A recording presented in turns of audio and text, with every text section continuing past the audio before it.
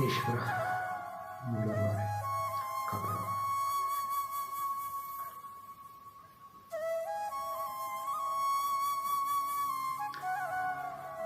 Okay well, hi, hello, ನಮಸ್ಕಾರ. ನಾನು ನಿಮ್ಮ ಪ್ರೀತಿಯ ಸಚಿನ, ಹೃದಯದ ಸಿಹಿ ಮಾತು ಸಚಿನ್ ಗೌಡ. ಕರೆ ಮಾಡಿ ನಿಮ್ಮ ಪ್ರೀತಿ ಮಾತನ್ನು ಈ ಪ್ರೀತಿಯ ಸಚಿನ್ ಹತ್ರ ಹಂಚಿಕೊಳ್ಳಿ ಅಂತ ಹೇಳ್ತಾ, ಹಾಗೂ ನನ್ನ ಮನಸ್ಸುಗಳಿಗೆ ಸಾಂತ್ವನ ಹೇಳುವ, ಭರವಸೆ ತುಂಬುವ ಸಾರ್ಥಕ ಕೆಲಸ. ಸೊ ಯೂಟ್ಯೂಬಲ್ಲಿ ಹೋಗ್ಬಿಟ್ಟು ವಾಯ್ಸ್ ಆಫ್ ಸಚಿನ್ ಅಂತ ಟೈಪ್ ಮಾಡಿ ಬರುತ್ತೆ. ಸೊ ಈ ವಿಡಿಯೋದ ಲಿಂಕನ್ನು ನಿಮ್ಮ ಸೋಷಿಯಲ್ ಮೀಡಿಯಾಗಳಲ್ಲಿ, ನಿಮ್ಮ ವಾಟ್ಸಪ್ ಸ್ಟೇಟಸ್ಗಳಲ್ಲಿ ನಿಮ್ಮ ಫ್ರೆಂಡ್ಸ್ಗೆ ಆದಷ್ಟು ಈ ವಿಡಿಯೋದ ಲಿಂಕನ್ನು ಶೇರ್ ಮಾಡಿ ಅಂತ ಹೇಳ್ತಾ, ಸೊ ನೋಡಿ, ಈ ಪ್ರೀತಿ ಮಾಡೋರನ್ನ ಮತ್ತು ಪ್ರೀತಿ ಮಾಡ್ತಾ ಇರೋರನ್ನ ನಾವೆಷ್ಟೇ ಟ್ರೂ ಲವ್ ಮಾಡಿದ್ರೂ ಕೂಡ ಒಂದೊಂದ್ಸಲಿ ತುಂಬ ನೋವಾಗ್ಬಿಡುತ್ತೆ. ಸೊ ಈ ವಿಡಿಯೋದಲ್ಲಿ ಒಂದು ಚಿಕ್ಕ ಕತೆ ಮೂಲಕ ಹೇಳ್ತೀನಿ. ಸೊ ಈ ವಿಡಿಯೋನ ಪೂರ್ತಿ ನೋಡಿ. ಸೊ ನೋಡಿ, ಒಬ್ಬ ಹುಡುಗ ಕಾಲೇಜಲ್ಲಿ ಇರ್ತಾನೆ. ಸೊ ಕಾಲೇಜಲ್ಲಿ ಓದ್ತಿರ್ತಾನೆ.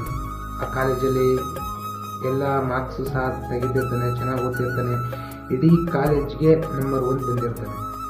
ಬಟ್ ಆಗ ಅದೇ ಫಸ್ಟ್ ಡಿಗ್ರಿ ಮುಗಿದ್ಮೇಲೆ ಆಮೇಲೆ ಸೆಕೆಂಡ್ ಇಯರ್ ಡಿಗ್ರಿಗೆ ಅಂತ ಹೋಗ್ತಾನೆ.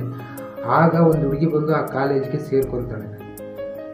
ಬಟ್ ಸೇರ್ಕೊಂಡು ಇವನು ಚೆನ್ನಾಗಿ ಓದ್ತಿರ್ತಾಳೆ, ಬಟ್ ಆ ಹುಡುಗಿನೂ ಚೆನ್ನಾಗಿ ಓದ್ತಿರ್ತಾಳೆ. ಅವರಿಬ್ಬರು ಮಧ್ಯ ಕೂಡ ಒಂದು ಫ್ರೆಂಡ್ಶಿಪ್ ಅನ್ನೋದು ಶುರು ಆಗುತ್ತೆ. ಈ ಹುಡುಗಿನ ಸ್ಟಾರ್ಟಿಂಗು ನೋಡೋದು, ಸ್ಮೈಲ್ ಮಾಡೋದು ಅಂತ ಏನೋ ಮಾಡ್ಕೊಂಡು ಆ ಹುಡುಗಿನ ಫ್ರೆಂಡಾಗಿ ಒಂದ್ಸಲಿ ಮಾತಾಡಿಸ್ತಾನೆ. ಫ್ರೆಂಡಾಗಿನೇ ಒಂದು 2 ವಾರ 3 ವಾರ ಮಾತಾಡ್ತಾನೆ. ಆಮೇಲೆ ಆ ಹುಡುಗನೇ ಆ ಹುಡುಗಿಗೆ ಹೋಗಿ ಪ್ರಪೋಸು ಮಾಡ್ತಾನೆ. ಬಟ್ ಆ ಹುಡುಗಿ ಒಂದು 2 ವೀಕ್ ಟೈಮ್ ತಗೊಂಡು ಒಪ್ಕೊತಾಳೆ. ಸೊ ಇಬ್ಬರ ಮಧ್ಯೆ ಯಾವುದೇ ಮನಸ್ತಾಪಗಳಾಗಲಿ, ಜಗಳ ಆಗಲಿ ಏನು ಸಹ ಇರಲ್ಲ. ಚೆನ್ನಾಗಿ ನೋಡ್ಕೊತಿರ್ತಾನೆ ಹುಡುಗ, ಆ ಹುಡುಗಿನೂ ಚೆನ್ನಾಗಿ ನೋಡ್ಕೊತಿರ್ತಾಳೆ. ಒಬ್ರು ಭಾವನೆ ಒಬ್ರು ಅರ್ಥ ಮಾಡ್ಕೊತಾರೆ, ಫೀಲಿಂಗ್ಸ್ನ ಅರ್ಥ ಮಾಡ್ಕೊತಾರೆ, ಅಟ್ರಾಕ್ಷನ್ಸ್ನ ಅರ್ಥ ಮಾಡ್ಕೊತಾರೆ, ಎಲ್ಲವನ್ನೂ ಸಹ ಅರ್ಥ ಮಾಡ್ಕೋ ಹುಡುಗ ಹುಡುಗಿ. ಮದುವೆ ವಿಷಯ ಅಂತ ಬರುತ್ತೆ. ಮದುವೆ ವಿಷಯ ಬಂದರೂ ಕೂಡ ಇವರು ಎದುರುಕೊಳ್ಳಲ್ಲ. ಅವ್ರ ಮನೇಲಿ, ಅಂದರೆ ಹುಡುಗರ ಮನೇಲಿ ಅವ್ರ ತಂದೆ ತಾಯಿನ ಒಪ್ಪಿಸ್ತಾರೆ. ಹುಡುಗಿ ಮನೇಲೂ ಸಹ ಅವ್ರ ತಂದೆ ತಾಯಿನ ಒಪ್ಪಿಸ್ತಾರೆ. ಸೊ ಇಬ್ಬರು ಸಹ ಮದುವೆ ಮಾಡ್ಕೋಬೇಕು ಅಂದ್ಕೊಂಡಿರ್ತಾರೆ. ತಂದೆ ತಾಯಿನೂ ಒಪ್ಪಿಸ್ತಾರೆ, ಮದುವೆಗೂ ಹೋಲಿಸ್ಕೊತಾರೆ. ಬಟ್ ಆದರೆ ಇವರಿಬ್ಬರ ಮಧ್ಯ ಅಂಡರ್ಸ್ಟ್ಯಾಂಡಿಂಗ್ ಚೆನ್ನಾಗಿರುತ್ತೆ.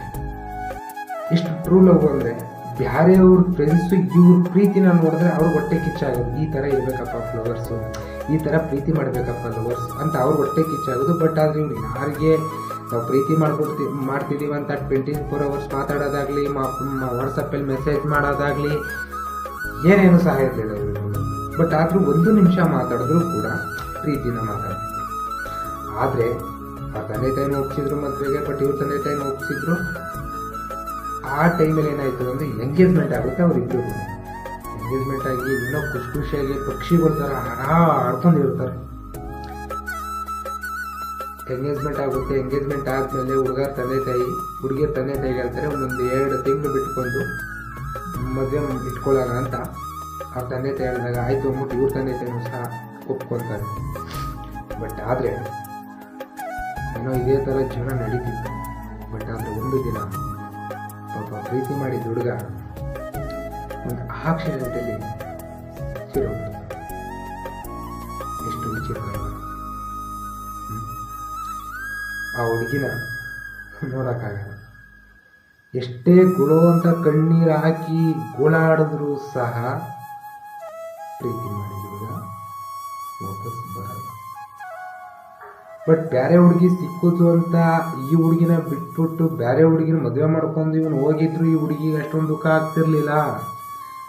ಬಟ್ ಆದರೆ ಪ್ರೀತಿ ಮಾಡಿದ ಹುಡುಗ, ಎಂಗೇಜ್ಮೆಂಟ್ ಮಾಡ್ಕೊಂಡಿರೋ ಹುಡುಗ, ನಾನು ಮದುವೆ ಮಾಡ್ಕೊಂಡು ಹಂಗೆ ಇರಬೇಕು, ಹಿಂಗೆ ಇರಬೇಕು, ನಾನು ಹಂಗೆ ಬದುಕಬೇಕು ಅಂತ 100 ಆಸೆಗಳನ್ನ ಕಟ್ಟಿಟ್ಕೊಂಡಿತ್ತು ಪಾಪ ಹುಡುಗಿ. ಪಾಪ ಏನೋ ನೆರವೇರಲಿಲ್ಲ ಅಂದರೆ ಅವ್ರಿಗೆ ಏನಾಗಲಿಲ್ಲ. ಆ ಹುಡುಗನ ಜೊತೆ ಓಡಾಡಿರೋ ದಿನಗಳು, ಪಾರ್ಕು, ಮಾಲು, ಕಬ್ಬನ್ ಪಾರ್ಕು, ಆ ಗಾಡೀಲಿ ಕುತ್ಕೊಂಡು ಹೋಗಿರೋದು, ಆ ಫೀಲಿಂಗ್ಸು, ಆ ನೆನಪು ನಾವು ಇಲ್ಲಿ ಕುತ್ಕೊಂಡು ಹೇಳ್ಬೋದು, ಅಯ್ಯ ಮರ್ತ್ಬಿಡಮ್ಮ, ಏನೋ ಅವನ ಹಣೆಯಲ್ಲಿ ಬರ್ದಿದ್ದೆ ಇಷ್ಟು, ಅವನು ಹೋಗ್ಬಿಟ್ಟಿದ್ದಾನೆ ನಿನ್ನ ಬಿಟ್ಬಿಟ್ಟು, ನಿನ್ನ ಜೀವನ ನೀನು ನೋಡ್ಕೊ, ಯಾರೇ ಎಷ್ಟೇ ಬಂದು ಶಾಂತವನ ಹೇಳ್ಬೋದು. ಬಟ್ ಆದರೆ ಆ ಮನಸ್ಸಿದೆಯಲ್ಲ, ಯಾರೇ ಎಷ್ಟೇ ಸಾಂತ್ವನ ಮಾತಾಡಿದ್ರೂ ಕೂಡ ಆ ಮನಸ್ಸು ಅವ್ರಿಗೆ ಮಾತ್ರ ಬಯಸ್ತಾರೆ. ನನ್ನ ಜೊತೆ ಇರಬೇಕಾದ ಹುಡುಗ, ನನ್ನ ಜೊತೆ ಬಾಳ್ಬೇಕಾದ ಹುಡುಗ, ಅವನ ಎದೆಗೆ ನಾನೇ ಮಣ್ಣಾಕ್ಬಿಟ್ಟು ಬರೋ ಪರಿಸ್ಥಿತಿ ದೇವ್ರು ನಾನು ಕೊಟ್ಬಿಟ್ನಲ್ಲ.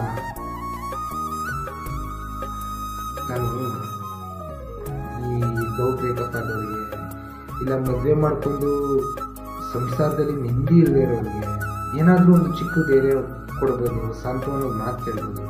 ಆದರೆ ನನ್ನ ಹತ್ರ ಖಂಡಿತವಾಗ್ಲೂ ಸಾವಿಗೆ ಸಾಂತ್ವನವಿಲ್ಲ.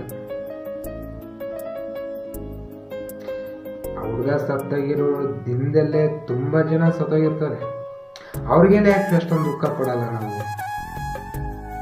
ಅವ್ರನ್ನ ಯಾರಿಗೂ ನಾವು ಅಷ್ಟೊಂದಾಗಿ ಕೇರ್ ತಗೊಂಡಿರಲಿಲ್ಲ, ಕಾಳಜಿ ಮಾಡಿರಲಿಲ್ಲ, ಪ್ರೀತಿ ಮಾಡಿರಲಿಲ್ಲ. ಅದಕ್ಕೆ ನಾವು ಅವ್ರು ಅವತ್ತಿನ ದಿನನೇ ಅವರು ಎಕ್ಸ್ಪೈರ್ ಆದರೂ ನಾವು ಅಷ್ಟೊಂದು ನೋವು ಆಗಲ್ಲ ನಮಗೆ. ಬಟ್ ಆದರೆ ನಾವು ಇಷ್ಟಪಡೋರು ನಮ್ಮ ಕಣ್ಮುಂದೆನೇ ಸಾಯ್ತಾರೆ ಅಂದರೆ, ನಮ್ಮ ಕಣ್ಮುಂದೆನೇ ಅವ್ರ ಎದೆಗೆ ಮುನ್ನಾಕೋದಿದೆಯಲ್ಲ, ತುಂಬ ಕಷ್ಟ.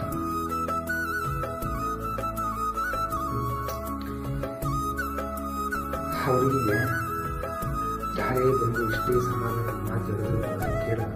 ಸೊ ಇದೆಲ್ಲ ಒಂದು ಥರ. ಆದರೆ ಹುಡುಗರ ತಂದೆ ತಾಯಿ ಇನ್ನೂ ಮನೆ ಒಳಗೆ ಕಾಲ ಹಾಕಲಿಲ್ಲ, ಈ ಹುಡುಗಿ ಹಾಗೆ ನಮ್ಮ ಮಗುನ ತಿನ್ಕೋಬಿಟ್ಲಲ್ಲ ಅನ್ನೋದೊಂದು ಮಾತಿದೆ. ಆ ಹುಡುಗಿ ಹೇಳಿದ್ದ, ನಿಮಗೆ ಹಿಂಗೆ ಹೋಗು ಗಾಡೀಲಿ, ಈ ಥರ ಆಕ್ಸಿಡೆಂಟ್ ಆಗಿ ತೀರೋದು. ಪ್ರೀತಿ ಮಾಡಿದ ಹುಡುಗಿ ಯಾರು ಆ ಥರ ಬಯಸಲ್ಲ. ಬಟ್ ಆಕಸ್ಮಿಕವಾಗಿ ಹಣೆ ಬರ ಅಷ್ಟೇ ಇತ್ತೇನೋ ಹುಡುಗಂದು ತೀರೋಗ್ಬಿಟ್ರೆ ಹುಡುಗಿ ಏನು ಮಾಡಬೇಕು ಪಾಪ? ನೀವೇನೋ ನಿಮ್ಮ ಮಗುನ ಕಳ್ಕೊಂಡಿರೋ ದುಃಖಕ್ಕೆ ನೀವು ಆ ಹುಡುಗಿಗೆ ಶಾಪ ಹಾಕಿರ್ಬೋದು. ಬಟ್ ಆ ಹುಡುಗಿ ಈ ಹುಡುಗರ ಜೀವನ ಜೊತೆನೆ ಆ ಹುಡುಗಿ ಜೀವನನೇ ಮುಡುಪಾಗಿರ್ತಿದ್ದಲ್ಲ, ಯಾರು ಯೋಚನೆ ಮಾಡೋದು? ನಮ್ಮನೆ ಇನ್ನೂ ಕಾಲ ಹಾಕಿದ, ನಮ್ಮ ಮಗನ ತಿಳ್ಕೊಂಡೆ, ಈ ಥರ ಮಾಡೋಂಗಿದ್ದಿದ್ರೆ ಇಷ್ಟು ವರ್ಷ ಪ್ರೀತಿ ಮಾಡಿ ಮನೆಯಲ್ಲೆಲ್ಲ ಒಪ್ಪಿಸಿ ಎಂಗೇಜ್ಮೆಂಟ್ ಮಾಡಿಕೊಂಡು ಮದುವೆ ಮಾಡ್ಕೋಬೇಕು ಅನ್ನೋ ಪರಿಸ್ಥಿತಿ ಈ ಹುಡುಗಿ ಏನು ಬರ್ತಿಲ್ಲ.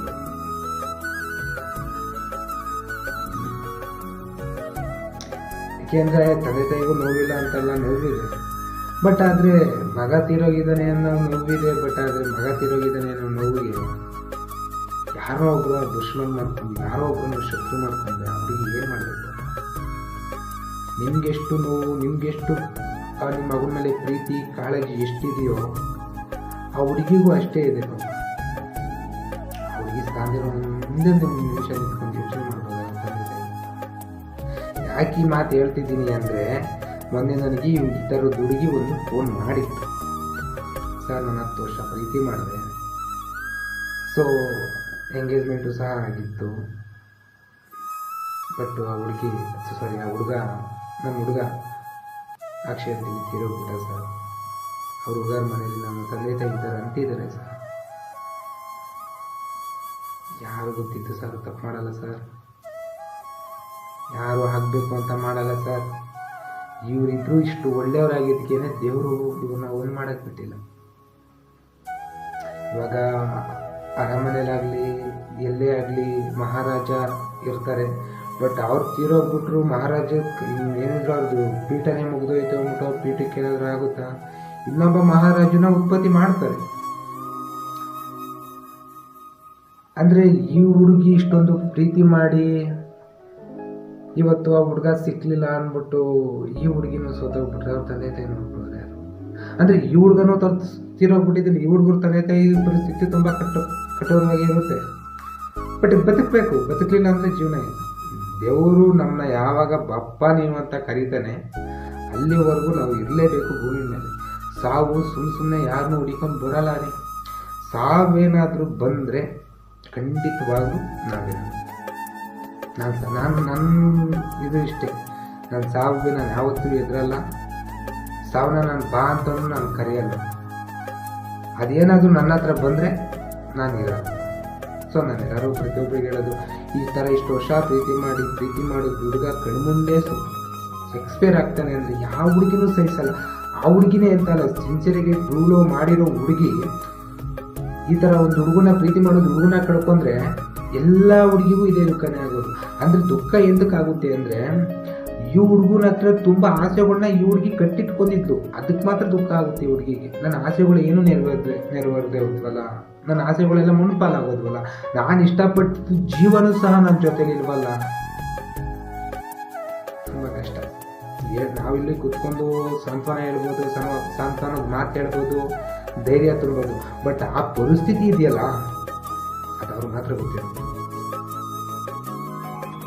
ಪ್ರತಿಯೊಬ್ಬ ಹುಡುಗಿ ಕೂಡ, ಪ್ರತಿಯೊಬ್ಬ ಗೆಳೆಯ ಕೂಡ, ಗೆಳತಿ ಕೂಡ ಹುಡುಗಿ ಭಾವನೆಗಳನ್ನ ಅರ್ಥ ಮಾಡ್ಕೊಂಡು ಒಂದು ಹುಡುಗ ಸಿಕ್ಕಿದ್ರೆ ಸಾಕು ಅಂತಾನೆ ಕಾಯ್ತಾ ಇರೋದು ಹುಡುಗಿರು. ಆ ಥರ ಹುಡುಗರು ಏನಾದರೂ ಸಿಕ್ಕಿದ್ರೆ ಅವ್ರ ಪ್ರಾಣಕ್ಕಿಂತ ಹೆಚ್ಚಾಗಿ ನಿಮ್ಮಲ್ಲಿ ಒಂದು ನಂಬಿಕೆ ಇಟ್ಟಿರ್ತಾರೆ.